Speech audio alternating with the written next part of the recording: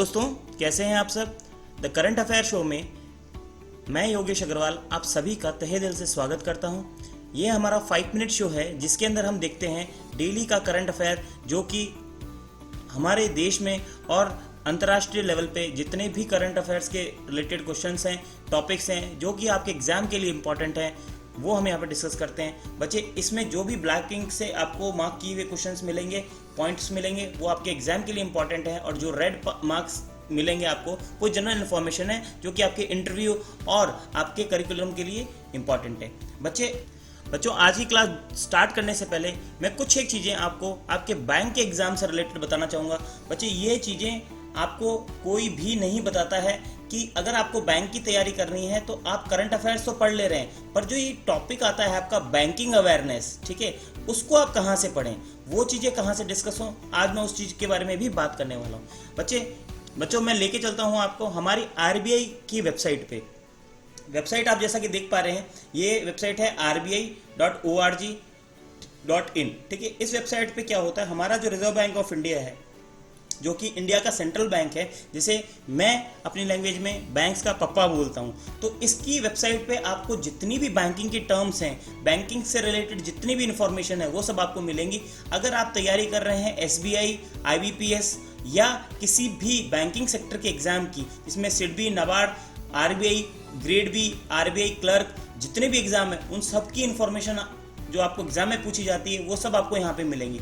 आप यहाँ पे देख पा रहे हैं कि जो करंट टाइम भी इसमें चल रहा है, देखो 12:49 हो गए, मतलब इस समय मैं इस वीडियो को आपके लिए रिकॉर्ड कर रहा हूँ। बच्चे, जैसा कि आप जानते हैं, आरबीआई ने अभी अपनी पॉलिसी रेट्स में गिरावट करी है। जैसे यहाँ पॉलिसी रेट आप देख पा रहे हैं, इसमें कमी कितनी आ गई है, 4% अभी पॉलिसी रेट हो गई है। रिजर्व पॉलिसी रेट कितनी है, रेपो रेट 3.35 है, मार्जिनल आपको पता चल रहा है, बैंक रेट आपको पता चल रहा है। ये हर थोड़ी दिनों में, हर टाइम में ये चेंज होती रहती हैं। इनका आपको पता होना ज़रूरी है कि करंट में क्या चल रही है, आपके इंटरव्यू में पूछी जाती हैं। इसके अलावा रिजर्व रेशियो, सीआरआर और एसएलआर भी आपको पता है, ठीक है, वो पता होना चाहिए। एक्सचेंज रेट्स क्या चल रही हैं वो आप यहाँ से पता कर सकते हैं। तो इस तरह से सारी चीज़ें आपको यहाँ से पता चलती हैं। इसके अलावा हम देख रहे हैं लैंडिंग डिपॉजिट रेट्स जो बैंक्स के अंदर चल रही हैं, वो भी यहाँ पे पता चलेगी। अब आपको पता होगा कि रेपो रेट क्या होता है, रिवर्स रेपो रेट क्या होता है, एमएसएफ क्या होता है, बैंक रेट क्या होता है, ये सब आपको पता है। इसके अलावा मैं आपको बताऊंगा कि जो भी सेक्शंस आज की तारीख में अपडेट हुए हैं वो यहाँ पे दिखाई देंगे आपको। और इसके अलावा जितनी भी अनाउंसमेंट्स बैंक के द्वारा की गई है, जैसे कि इंपोर्ट और ऑफ गुड्स एंड सर्विस में कुछ एक्सटेंशन टाइम लिमिट मिला है, तो आप यहाँ देख पा रहे हैं कि आपको यहाँ पे करिकुलम मिल गया है कि इसके अंदर जो भी आरबीआई ने गाइडलाइन जारी की है वो आपको सब यहाँ पे दिखाई दे रही हैं। तो इस तरह से आप जितनी भी इंफॉर्मेशन है आप आरबीआई के बारे में पता कर सकते हैं। इसके अलावा जो भी आपकी बैंकिंग के टर्म्स है, जैसे मॉनेटरी पॉलिसी क्या होती है आरबीआई की, वो आप यहाँ से पता कर सकते हैं, ठीक है। इसके अंदर जो प्रेस रिलीज है, जो लेटेस्ट नोटिफिकेशन है, वो यहाँ से पता कर सकते हैं। रिसर्च डेटा, करेंसी का इशूअर कौन है, वो सब आपको पता चलेगा। रेगुलेशंस क्या क्या हैं, इसी कॉमर्शियल बैंक के क्या नियम है, कोऑपरेटिव बैंक की क्या है, नॉन बैंकिंग की क्या है, फाइनेंशियल मार्केट क्या होता है, उसके बारे में सारी ओवरव्यू और सब कुछ आपको यहाँ पता चलेगा। जो भी आप बैंकिंग अवेयरनेस के अंदर पढ़ते हैं वो सारा का सारा डेटा आपको इस वेबसाइट से मिल जाएगा। आपको किसी बुक को फॉलो करने की ज़रूरत नहीं है। अगर आपको कंक्रीट डेटा चाहिए, आपको एग्जैक्ट डेटा चाहिए और आप एक भी मार्क लूज करने का रिस्क नहीं ले सकते हैं, then go to RBI website and वहाँ से आप पढ़िए। इस पर कैसे पढ़ना है, कहां पे क्या चीज मिलती है, इसके लिए मैं एक अलग से सेशन लूंगा जिसमें सिर्फ मैं आपको ये बताऊंगा कि आरबीआई की वेबसाइट के द्वारा हम बैंकिंग की तैयारी कैसे कर सकते हैं। अगर बच्चे तुमने आरबीआई की वेबसाइट को अच्छे से रट लिया, अच्छे से समझ लिया, अच्छे से पढ़ लिया, तो कोई भी इंटरव्यू का क्वेश्चन कहीं से भी आ जाए या कोई भी रिटर्न एग्जाम का क्वेश्चन जो कि बैंकिंग एग्जाम है, या आप यूपीएससी की तैयारी कर रहे हैं, चाहे आरएएस की कर रहे हैं, चाहे कोई भी पीसीएस कर रहे हैं, जीपीएससी कर रहे हैं, तो सब एग्जाम के अंदर जो भी फाइनेंस या मनी मार्केट से रिलेटेड क्वेश्चन आएगा वो बच्चे इस वेबसाइट से बाहर नहीं आता है, ठीक है। तो चलते हैं, आपको पता चल गया कि कहाँ से हम पॉलिसी रेट वगैरह सब चेक कर सकते हैं, जो कि करंट के हिसाब से हर एक एग्जाम के लिए इंपॉर्टेंट होती है। बच्चे, आपको यहाँ तक समझ में आया होगा। जो चीज़ मैंने आपको बताई, आपको पता रहना चाहिए कि आरबीआई किस हिसाब से काम करती है, वो सब पता होना चाहिए। चलिए आज शुरू करते हैं। हमारे आज का पहला अनाउंसमेंट क्या है, पहली न्यूज़ क्या है उससे।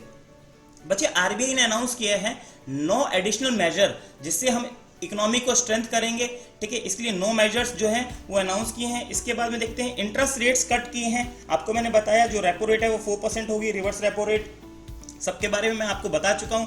और जो मोमेंटेरियम है उसके लिए 3 मंथ्स का एक्सटेंशन मिला है। जो आपकी EMI पे करनी थी उसका 3 मंथ्स का एक्सटेंशन आपको पहले मिल गया था, उसके बाद में 3 महीने का एक्सटेंशन और मिला है। एक्सपोर्टर और इंपोर्टर इनको लिक्विडिटी और प्रोवाइड की जाए, उनको और पैसा मिले, इसके बारे में भी इंस्ट्रक्शंस RBI ने बैंक के लिए जारी किए हैं।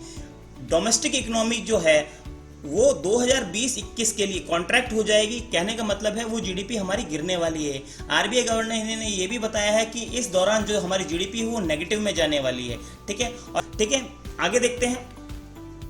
यूनियन एग्रीकल्चर मिनिस्टर ने बोला है कि बी कीपिंग को वो प्रमोट करेंगे। बी कीपिंग क्या होता है? जो मधुमक्खी पालन है वो एक तरह से किसी भी फार्मर का इनकम जो है वो डबल कर सकता है।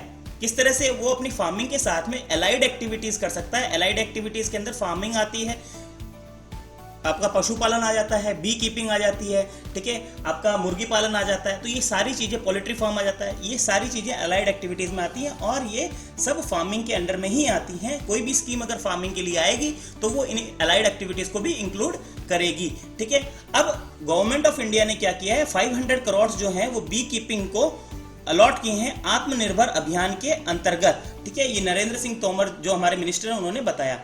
हमारा जो हनी मिशन है जो कि स्वीट रेवोल्यूशन का पार्ट है, उसके अंडर में ये चीजें हुई हैं। और जो ये इंपॉर्टेंट पॉइंट और आता है कि जो हमारा हिंदुस्तान है टॉप 5 हनी प्रोड्यूसर्स के अंदर आता है। अगला पॉइंट देखते हैं कि सेंट्रल वेयर हाउस जो है उसने हाईएस्ट टर्नओवर अचीव किया है जो कि 1710 करोड़ है। इसके लिए जो इसका इंटरिम डिविडेंड है उसको 35.77 करोड़ जो यूनियन गवर्नमेंट को या गवर्नमेंट ऑफ इंडिया को इन्होंने हैंड ओवर कर दिया है। आगे देखते हैं, 7 सर्विसेज हैं। ये इंपॉर्टेंट पॉइंट है बच्चे, सबसे ज्यादा इंपॉर्टेंट एग्जाम में आएगा ये आपके, कि मौसम जो है इस वेबसाइट पे मौसम.imd पे, ये इंडियन मेट्रोलॉजिकल का एक पेज है, वेब पेज है, जो IMD इसको ऑब्जर्व करती है। इन्होंने उमंग एप्लीकेशन पे और इस वेबसाइट पे 7 नई सर्विसेज होस्ट की हैं। वो 7 सर्विसेज आपको यहाँ पे देखने को मिल जाएगी। इसमें साइक्लोन हो गया, मौसम के रिलेटेड वार्निंग्स हो गई, टूरिज्म फोरकास्ट, मतलब कुछ सिटीज के अंदर क्या सा टूरिज्म जहाँ पे होता है वहाँ पे कैसा आपका मौसम रहेगा वो सब बताएंगे, रेनफॉल बताएंगे, सिटी के अंदर क्या टेम्परेचर वगैरह है वो बताएंगे, नाउ कॉस्ट बताएंगे, करंट वेदर में सनसेट, सनराइज, मूनसेट, मूनराइज और करंट वेदर कितना टेम्परेचर वगैरह रहेगा वो सब चीज यहाँ पे बताई जाएंगी।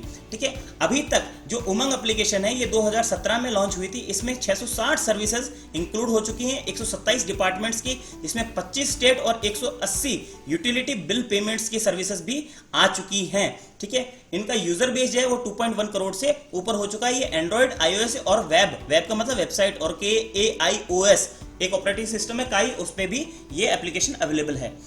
आगे देखते हैं, धर्मेंद्र प्रधान जो हैं उन्होंने आत्मनिर्भर भारत के लिए 8000 करोड़ का जो प्रोजेक्ट है, पाइपलाइन प्रोजेक्ट है, इसमें हम आत्मनिर्भर होंगे ऑयल के अंदर, तो वो आपको उसको ऑब्जर्व किया है। अब देखते हैं, NTPC और ONGC ने जॉइंट वेंचर के लिए, रिन्यूएबल एनर्जी की जॉइंट वेंचर के लिए हाथ मिलाया है, MOU साइन किया है। इसके लिए वो ये जो भी प्रोजेक्ट्स हैं वो उसके अंदर ये चीजें सारी देखने वाले हैं। अगला पॉइंट हमारा आता है, जो IASST इंस्टीट्यूट है गुवाहाटी का, उसने इलेक्ट्रोकेमिकल सेंसिंग प्लेटफॉर्म जो है डिटेक्टिंग फॉर कार्योजेनिक और म्यूटोजेनिक कंपाउंड इन फूड के अंदर ये कंपाउंड्स देखने के लिए उन्होंने एक प्लेटफॉर्म डेवलप किया है। मिनिस्ट्री ऑफ टूरिज्म ने वेबिनार लिया है, किसका? टाइगर्स एंड टूरिज्म का, देखो अपना देश के सीरीज के अंतर्गत। हेल्थ मिनिस्टर जो है हमारे, उन्होंने WHO के एग्जीक्यूटिव बोर्ड का चेयरमैन का पद संभाल लिया। जैसा आपको मैंने बताया था ये सिलेक्ट हो गए थे, अभी इन्होंने पदभार भी संभाल लिया है। एयरटेल ने 10% स्टेक जो है वो एक कन्वर्सेशनल AI, मतलब जिससे हम बात कर सकते हैं, ऐसा AI आर्टिफिशियल का एक स्टार्टअप है वॉइस जेन, उसके अंदर 10% स्टेक ले लिया है। यहां से इंपॉर्टेंट एक और न्यूज आती है, डॉग लोवेरो ने, जो कि नासा के ह्यूमन स्पेस फ्लाइट चीफ थे, उन्होंने रिजाइन कर दिया है। उनके जो 27 तारीख को एक लॉन्च होने वाला है SpaceX के साथ में, जिसमें ह्यूमंस जाएंगे, 2 आदमी इसके अंदर स्पेस ट्रैवल करने वाले हैं, उस प्रोजेक्ट से थोड़े दिन पहले वोडाफोन जो है, इन्होंने हैकिन जो कंपनी है जो कि आपकी अल्कोहल बनाती है, बियर्स इसकी आती हैं, बहुत फेमस है, इनके CEO थे जीन फ्रांकोइस वैन बॉक्समीर। ठीक है, इनको चेयरमैन बनाया है वोडाफोन का। इन्होंने अपना जो पद था वो डॉन वॉन डेन ब्रिंक को दे दिया है। अब इनको क्यों बनाया है, तो इनके लिए कहा जाता है कि कुछ इन्होंने पदभार संभालने के बाद में इस अल्कोहल कंपनी का जो रेवेन्यू है वो 3 टाइम्स कर दिया था बहुत ही कम समय के अंदर। अगला आता है कि किसी भी ऑफिशियल को 60 साल से ऊपर अगर होगा तो उसको बॉक्सिंग रिंग में या बॉक्सिंग जहां पे अरेना हो रहा है वहां पे अलाउड नहीं है, वहां पे वो नहीं जा सकते। ये किसने किया है, बॉक्सिंग फेडरेशन ऑफ इंडिया ने ऐसा डिसीजन लिया है, और वहां पे एसी भी यूज नहीं होंगे। इसके बाद में जीएसके एक कंपनी है, मेडिसिन की कंपनी है, फार्मास्यूटिकल कंपनी, उसने जिंटेक करके एक इसकी टैबलेट आती थी उसको बंद कर दिया है इंडिया में, क्योंकि उनको जो रेगुलेटरी अथॉरिटी ऑफ इंडिया है उन्होंने लास्ट ईयर बताया था कि इसके अंदर कैंसर कॉजिंग सब्सटेंस एनडीएमए पाया गया है, तो इसलिए इन्होंने उस पर आगे फॉर्मेलिटी ना पूरी करते हुए डायरेक्ट उस टैबलेट को यहाँ पे इंडिया में बंद कर दिया है। ठीक है, केकेआर जो एक यूएस प्राइवेट इक्विटी फर्म है, इसने $1.1 बिलियन का इन्वेस्टमेंट किया है जियो प्लेटफॉर्म पे, जो कि 2.23% स्टेक है जियो का। कंपनी का टोटल वैल्यूएशन 65 बिलियन है, जिसके अंदर अभी तक 10.4 बिलियन का इन्वेस्टमेंट हो चुका है। जियो में सबसे बड़ा इन्वेस्टमेंट फेसबुक का है। आगे देखेंगे, ये एक और इंपॉर्टेंट पॉइंट है कि इंडिया जो है वर्ल्ड का सेकंड लार्जेस्ट मैन्युफैक्चरिंग कंपनी हो गया है पीपी बॉडी कवरल्स का। ये पीपी बॉडी कवरल्स क्या करती हैं, आपने देखा होगा डॉक्टर पीपीई किट जो है वो यूज करते हैं, जितने भी मेडिकल कर्मी हैं वो सारे यूज करते हैं ताकि वो कोरोना से बच सकें, और ये सिर्फ 2 महीने में अचीव किया है। इसके साथ में 9 जो टेस्टिंग लेबोरेटरीज हैं उनको भी सर्टिफाई किया है गवर्नमेंट ऑफ इंडिया ने। ये 9 लेबोरेटरीज टेस्ट करती हैं पीपी किट्स का और सर्टिफिकेशन देती हैं कि ये ओके है काम करने के लिए। थैंक यू बच्चों, आज के लिए इतना ही। आई होप आपको समझ में आया होगा सब कुछ।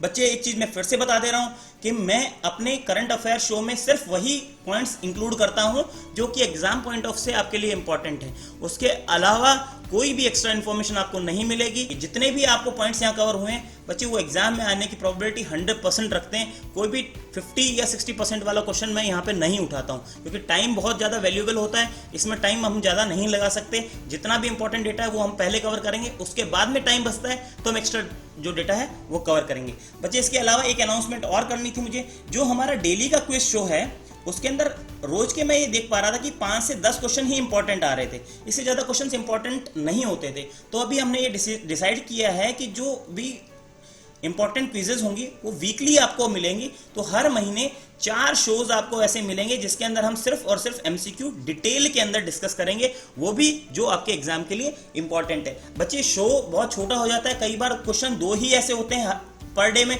जो आपके एग्जाम के लिए एमसीक्यू के हिसाब से इंपॉर्टेंट होते हैं। बच्चे अगर आपको वीडियो पसंद आता है तो चैनल को सब्सक्राइब जरूर कीजिए, अपने दोस्तों के साथ भी इसको शेयर कीजिए। घर पे रहिए, सुरक्षित रहिए और पढ़ते रहिए। एग्जाम्स आपके होंगे, वैकेंसीज आएंगी, ये चीज़ के लिए आप निश्चिंत रहिए। ठीक है, थैंक यू, मिलते हैं नेक्स्ट वीडियो में, तब तक के लिए अपना ध्यान रखिए।